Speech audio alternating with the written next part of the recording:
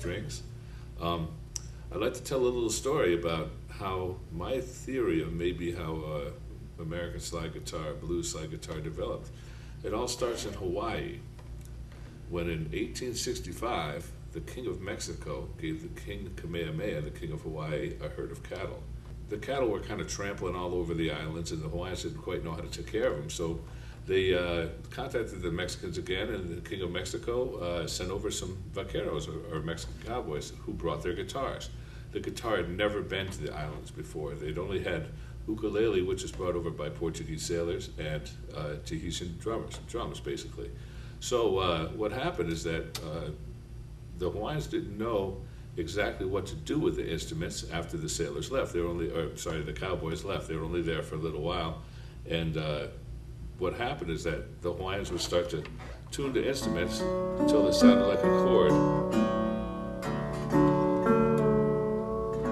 or slacken the strings. So that's the origin of slack key guitar. It may be one of the earliest uses of open tunings in America.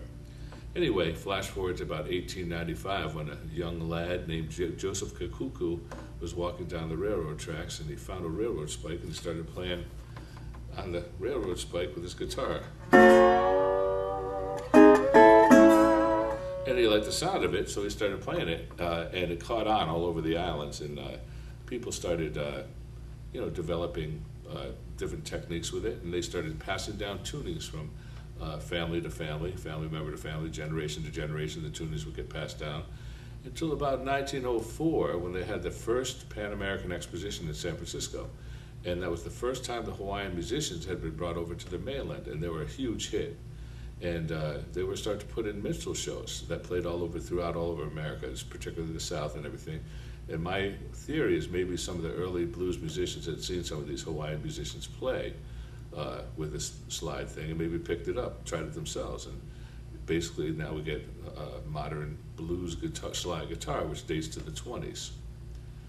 It's just a theory, but I think it could have happened. Who knows?